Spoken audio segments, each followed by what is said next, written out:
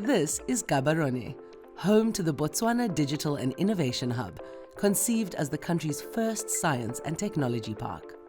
Botswana is built on a legacy of diamonds. And what we need to do is build new growth engines for the economy, moving from a resource-based economy to one that's reliant on knowledge and technology as the platform for growth.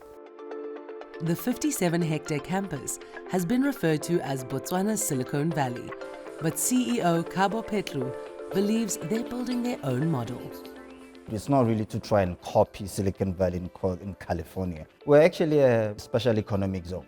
When a tech leader comes and set up in our technology park, there are certain incentives. We offer them a connection to an entire local innovation ecosystem of the young, bright Botswana minds. The hub also encourages entrepreneurs to solve local problems through a startup fund. Poultry is quite a nuisance in Botswana. It's a problem that we need to solve to turn poultry manure into something of use. Michael Mogopa is a co-founder of NuCarbon, a company transforming agricultural waste into value while generating carbon credits. NuCarbon is a manufacturer of waste-to-energy plants, focusing on the poultry industry and turning it into value. And you get 4 products: the biogas, bio-oil, the liquid to be used as a fertilizer, and then lastly, you get a solid residue, which is more than 90% carbon, your biochar. You've taken a waste product or a nuisance, you then convert it into value. NuCarbon has a decade-long history with the Botswana Digital and Innovation Hub. But the production of the plants is going to happen in all of us. Yeah. We became a member of the hub in 2015 under the clean tech category, and we got a grant to build a proof of concept plant to take the product out of the lab into something physical. There is a great need to address the energy shortage, deal with decarbonization, and this is what NuCarbon is all about.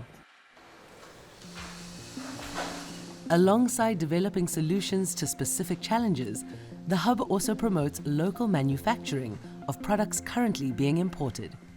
At Ditec, we are a technology brand that designs, and we also manufacture anything that is a consumer electronic. Ditec is working to inspire their young workforce to learn new skills and reframe the narrative of what can be achieved on the continent. We're looking at people who are ready to break stereotypes, people who are ready to say, okay, we want to rise to this occasion, we want to be part of this change, of this shift when it comes to the African market. We want to change the narrative. That mindset has led to products that balance practicalities and affordability for everyday consumers. Affordability is one of our very most important aspects and factors that we consider when we make products, and we tailor to say, let's make a product that is functional, that is practical, and also affordable. From its initial incubation at the Botswana Digital and Innovation Hub, Ditec has emerged as a homegrown brand, designing and building consumer electronics for Botswana's future. Ditec is not just a brand, but it is a company that exists to actually cement and imprint the fact that as an African, I have the capacity, the capability, and the opportunity to create something that was deemed impossible for an African. It is very important that Africans would rise to the occasion, so we're going to do it. Entrepreneur Shine Munyatsi's fintech company, Ipachi Capital, is an investment and advisory firm supporting entrepreneurs with access to funding, a challenge facing many small businesses. In the Southern African region, there are more than 10 million small businesses in the informal sector who don't have access to capital. And financial institutions, for example, they cannot fund what they cannot see. Today, Ipachi offers strategic guidance and partnerships to unlock growth and innovation.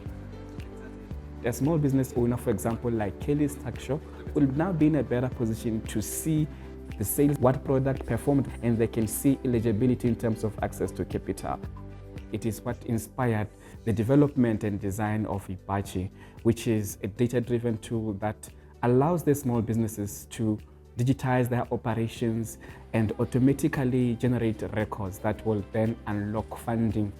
Behind his innovation, there's a personal story of how financial barriers negatively affect small businesses every day. My parents ran a small kiosk. It was how they put food on the table. From time to time, my parents would run out of stock, and then that kind of limited the number of customers, and eventually it will mean that they have to make less sales.